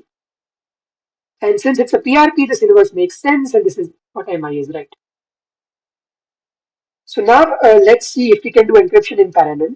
Well, yes, because what do we have to do to encrypt the message Mi, right? We just need Mi. So we can compute all the CIs in parallel. Similarly, we can also do decryption in parallel because to decrypt CI, we just need CI, nothing else. So we can do all the decryptions together as well. So encryption can be done in parallel, decryption can be done in parallel. Now, if we show that this is not multi-message CUI secure, it can't be CPA secure. Because if it's not multi-message CUI secure, as we saw in the previous question, it's not multi-message CPA secure, therefore not CPA secure, right? So all we need to do is to show that this is not multi-message CUI secure. Now recall that any scheme which is deterministic cannot be multi-message CUI secure, right? So if there is a scheme which, when it's given the same message twice, gives you the same ciphertext, that scheme cannot be CUI secure. See, multi-message CUI secure, right? And this scheme does exactly the same, right? Because if M1 and M2 both were the exact same messages, then C1 and C2 would be the exact same ciphertext, right? So this cannot be multi-message CUI secure. Is this fine?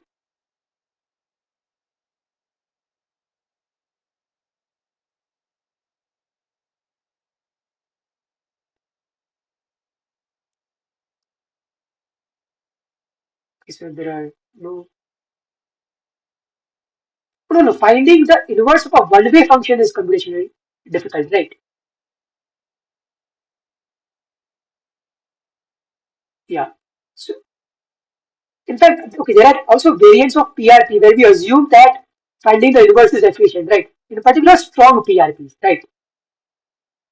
So we do like, okay, there can be PRPs for which finding inverse can be difficult. There can be PRPs for which finding inverse can be easy. What we are going to do is in this mode of operation, we are going to assume that we have a PRP which can be inverted efficiently. We are going to use it. Yeah. So now let's move on to the next problem. It's a similar problem, but for the CBC mode. So which of the following is or are true for the stateless CBC mode? Uh, the options are encryption can be done in parallel, decryption can be done in parallel. It is CPA secure if Fk is a PIF and if Fk from 0, 1 to the L to 0, 1 to the capital L, and we encrypt the message with T blocks, then the size of the ciphertext is T times L. So which of these are correct?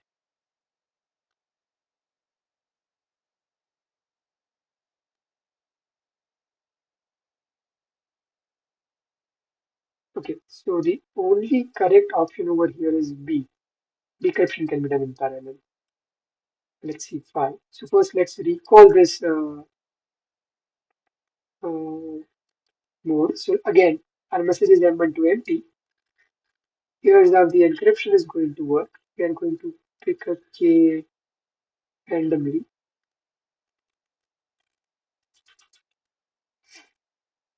We are also going to pick an initialization vector randomly.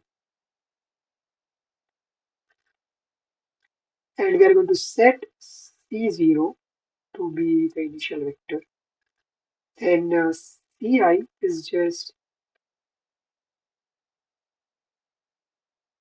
uh, yeah, CI is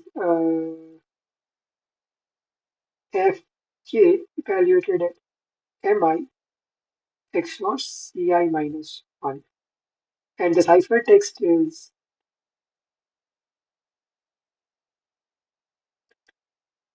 C0 to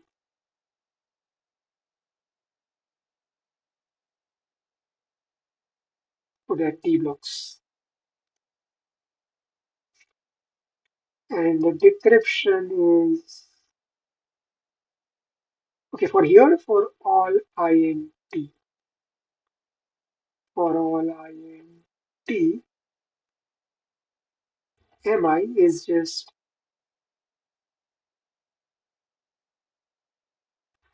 Fk inverse of Ci XORed with Ci minus 1.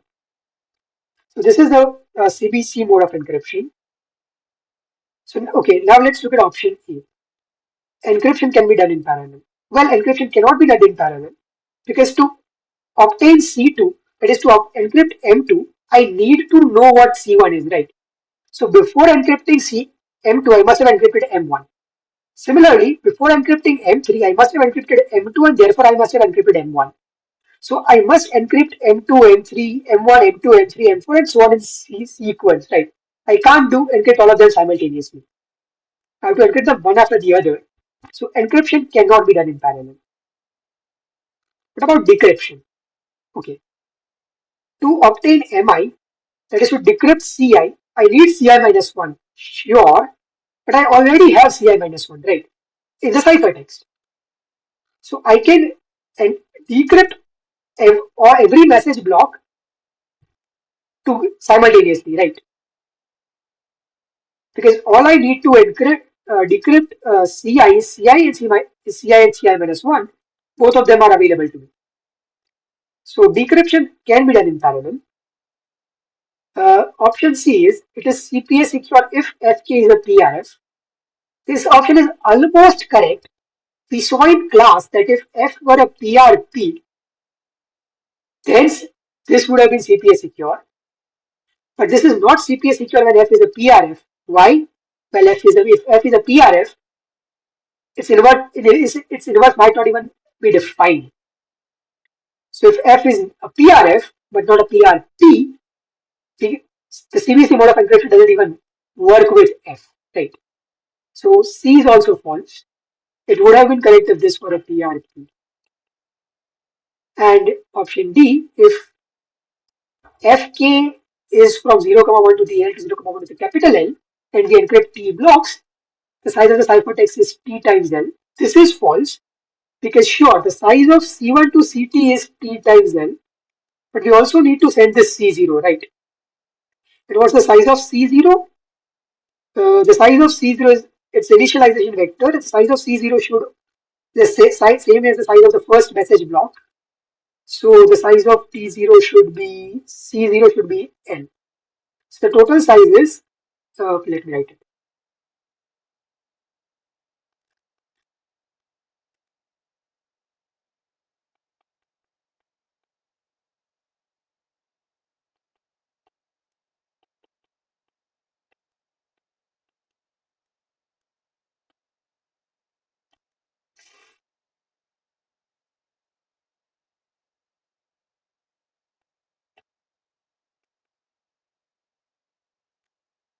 There is no answer. It's N.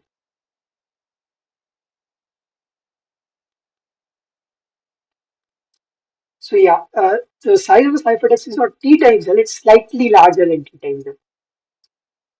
So is this fine?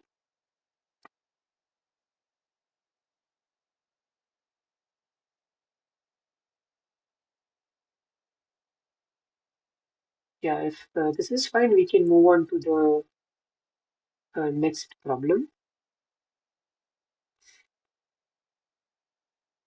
So the next problem is similar for the OFB mode of encryption. So which of the following is or are true for the stateless OFB mode? Encryption can be done in parallel. decryption can be done in parallel. It is CPA secure if FK is a PRF.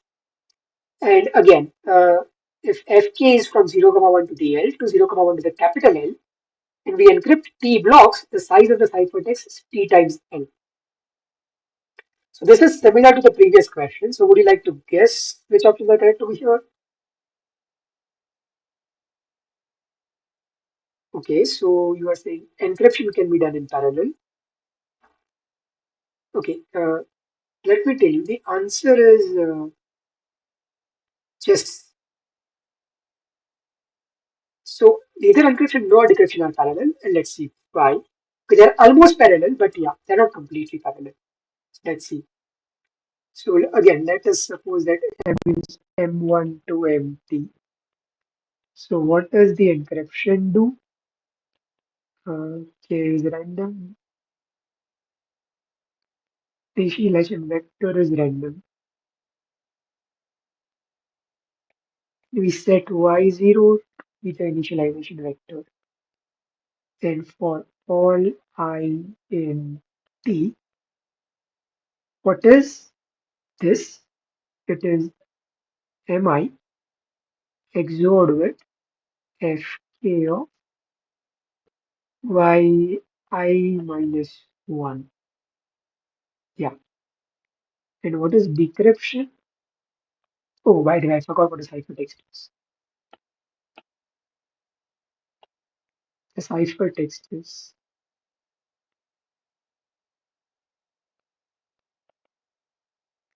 the initialization vectors C1 to Ct. What's the decryption does? It for all I in T,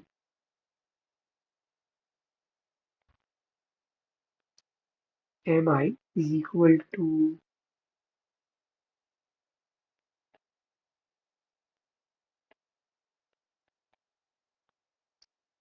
okay. So now that this is the mode. Now let's see about the options.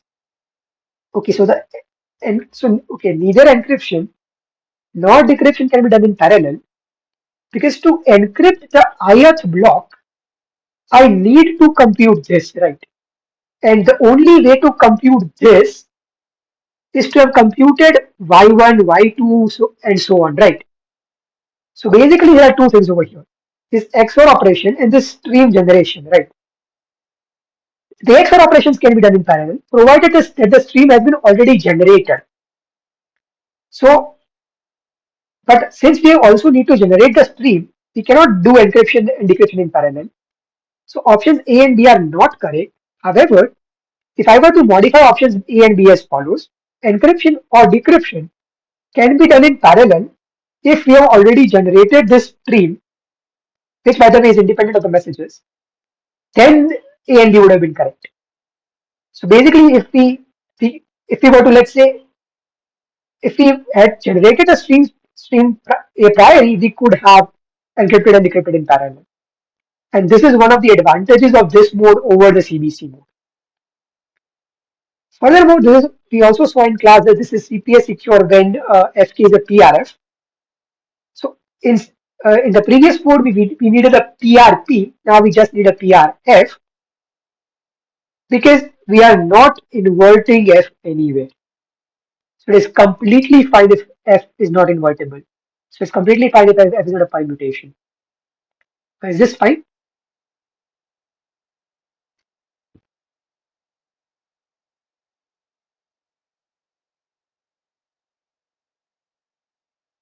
So if this is fine, then let's look at the next problem. The next problem is the same problem, but for the CTR mode of encryption. So which of the following is or are true for the stateless CTR mode? Encryption can be done in parallel. Decryption can be done in parallel. It is CPA secure if F is a PRF and if F is a pseudo-random function from 0, comma 1 to the L to 0, comma 1 to the capital L, and we encrypt a message with T blocks, then the size of the ciphertext is T times L. Okay, so would you like to guess which of these are correct?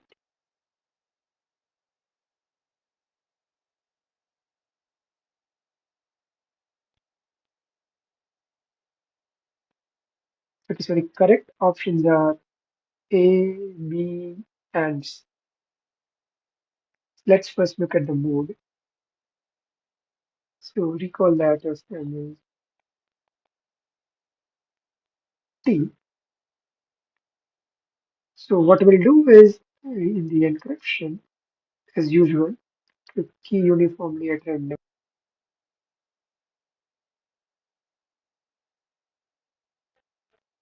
and pick a counter. Then for all INT, the encryption of MI.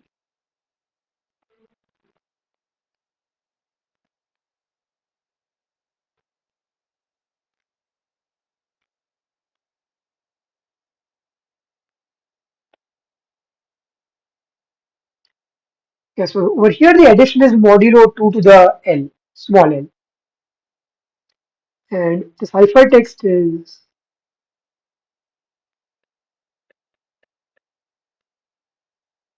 a counter C1 to C2. What about decryption?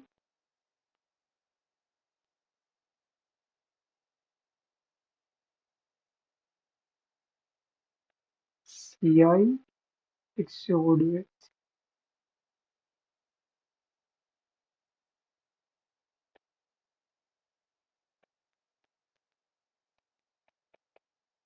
So this is the mode. Now, okay, let's see why the encryption and decryption can be done in parallel. To encrypt MI and to decrypt CI, all we need is the value of FK at counter plus I. And they, to compute this, all we need to do is compute counter, add I to the counter and compute FK on it. So for all different i's, we can compute these in parallel, and XORs can always be done in parallel. So this entire thing can be computed in parallel, and the same over here.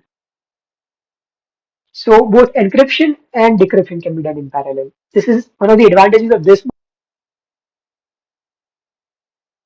We also saw in class that this mode is CPA secure if FK is a PRF. So C is also correct. What about D? Again, the size of this is T times L, but we are also sending an extra counter. So the size of the ciphertext is slightly more than T times that. So again, T is false. So this is fine. Let's move on to the next problem. So this is a simple recall problem. Which of the following modes of encryption can be used to construct stream ciphers? ECB, CBC, OFP, or CTR?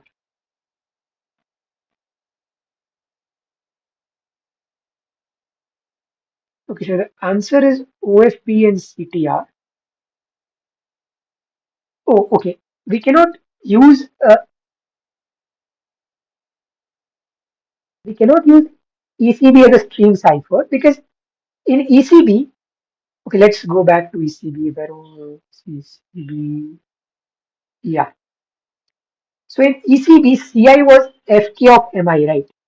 Now FK is a pseudo-random permutation. Let's say from 0, comma 1 to the L to 0, comma 1 to the capital L, right? In that case, MI has to be a string of length small l, right? If its length is less than small l, you have to chop it off somewhere, right? So that you have to pad it to make it a string of length l, right? So we can only encrypt blocks using the ECB mode. The same is true for the CBC mode, right?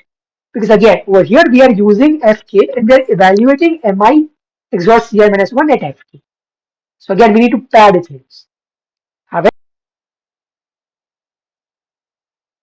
in the OFB mode, we are computing CI as MI XOR FK of YI minus 1, right? Now suppose that some MI has size less than L. What we can do is we can concatenate this string.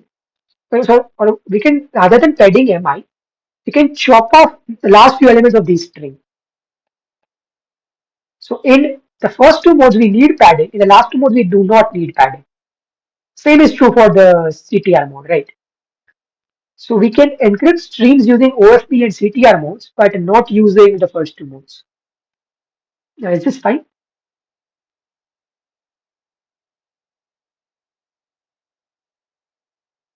Yeah. Okay, so let's look, we just have a few minutes, so let's look at the last problem. Suppose that in transmitting the ciphertext blocks C1 to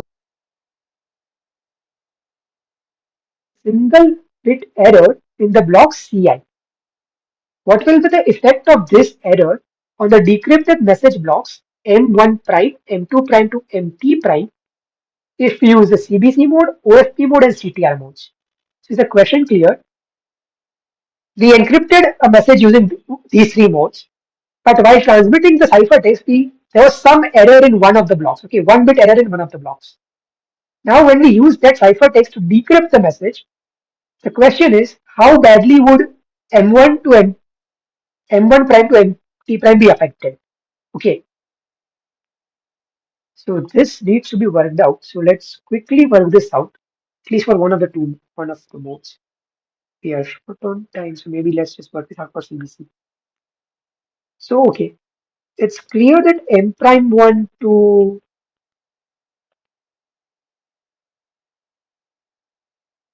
would be the same as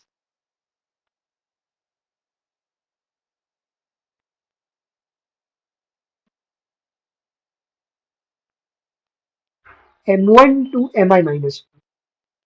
Why? Because the first error occurs in the CIS block, the CI block.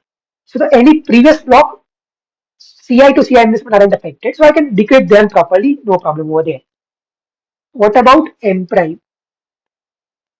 I, so this is equal to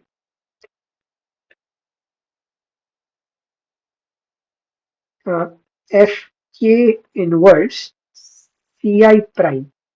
But Ci prime is different from Ci. So M prime I can will have almost no relation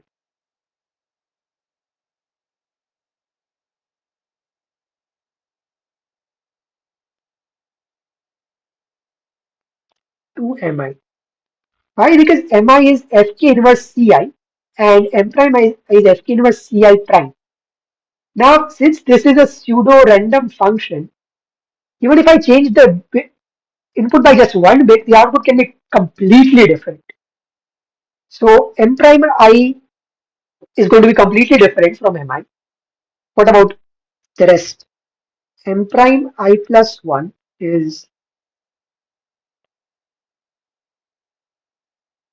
wait, there's some one more thing up here. Uh, XOR with Ci. So, and this is Ci plus 1 XOR with Ci prime. Now, just one bit. So, M prime I plus 1 would differ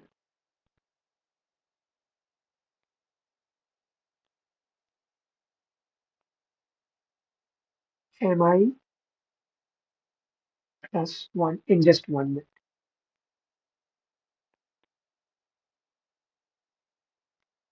It's also not too difficult to show that for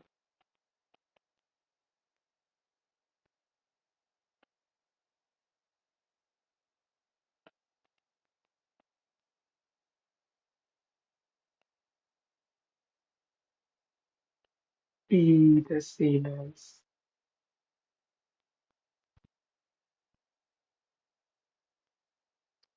So yeah, for every other block, we would also get the same as Mj because this is Cj and this is Cj minus 1. So this was for CBC block. I won't, since I'm out of time, I won't work this out for the other two modes, but let me just tell you the answer.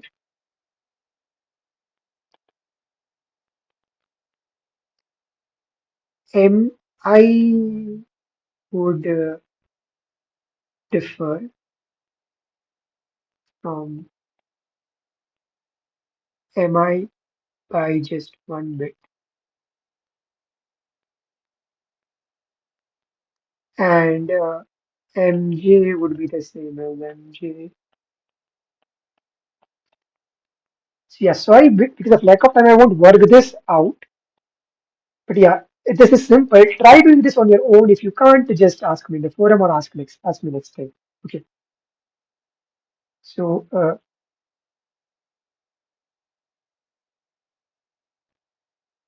so we don't have time to solve the two questions that we skipped. So yeah, let's also forget about them.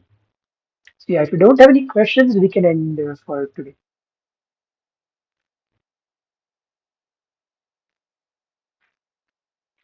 Yeah, I don't think there are any questions, so let's end. Okay, thanks. Bye. You are asking something? Oh, are you asking? Do you have a question? Oh, so I think the best book for this is okay. So there are two questions. Okay, so let me answer the first question. Which book would I recommend to study for the NPTEL exam? I think the best book would be this book, Foundation and London.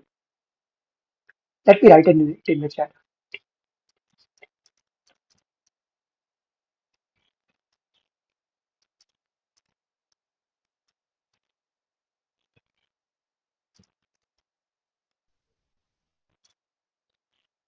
Yes, so I've written the name of the book in the chat. And so far, the course on NPTEL has been closely following this book. Okay, there was one more question. Okay, question three of assignment three. Okay, let me go to that question. Yes, I think we solved that question earlier, right?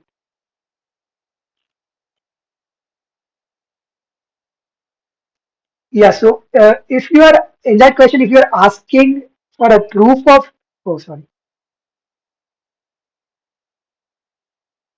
of why this is a secure PRF, I tried using hybrid arguments, but I can't come up with any proof for why this is a secure PRF.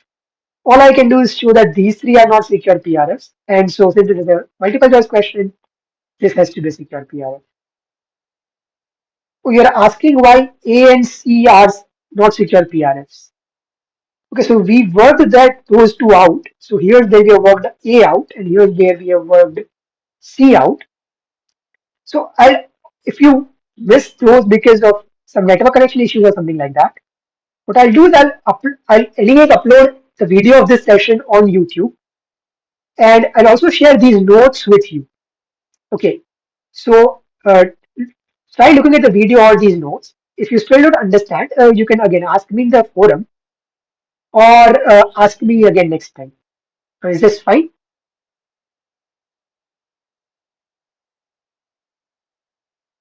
Okay, so yeah, I don't. Okay, so I don't have any question bank like book, but Katz and Linden does have a lot of questions.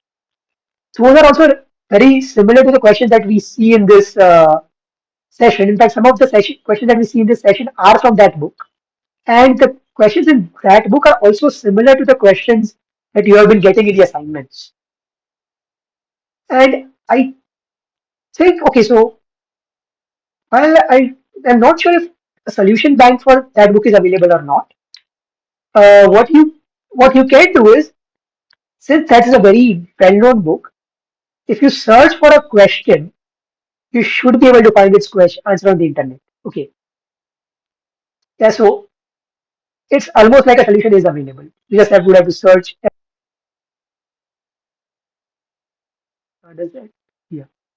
Also solution set might be available. I do not know. I haven't tried it. Okay. There was one more question. Will this be uploaded within 1 2 days on the website? Okay. Okay. So what happens is I have to upload this. I have to upload this to YouTube. Share the link in some Excel sheet with the NPTEL folks, and then the NPTEL folks share those links somehow with you. I'll share this immediately by tomorrow or day after, but I don't know how soon they will share it.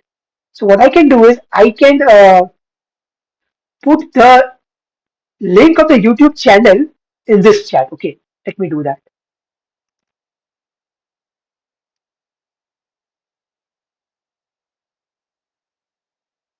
Oh, I'm logged in. That's great. Your channel.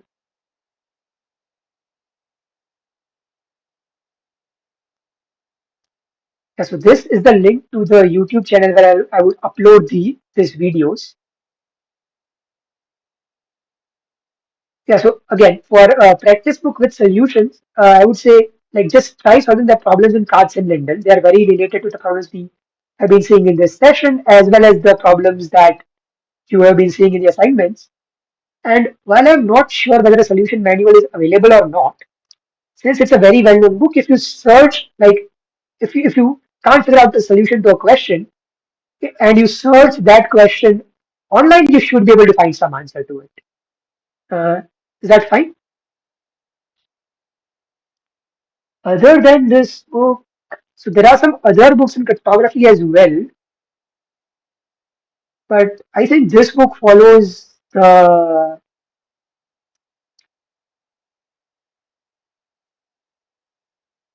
another book that I personally like is called Foundations of Cryptography by, let me write it, the chat.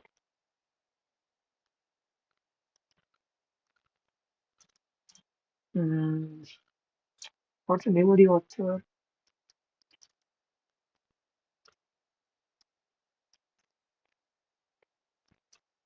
So this is another book, but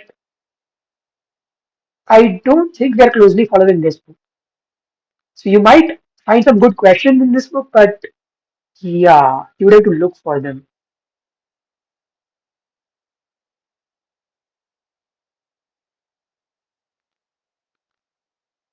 So are there any other questions?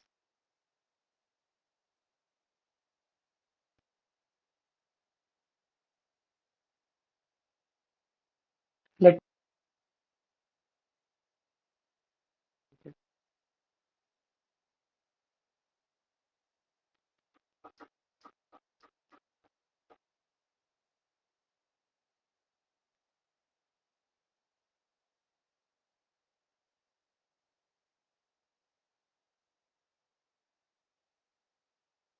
Okay, so if there are no other questions, we'll end the meeting. Thanks.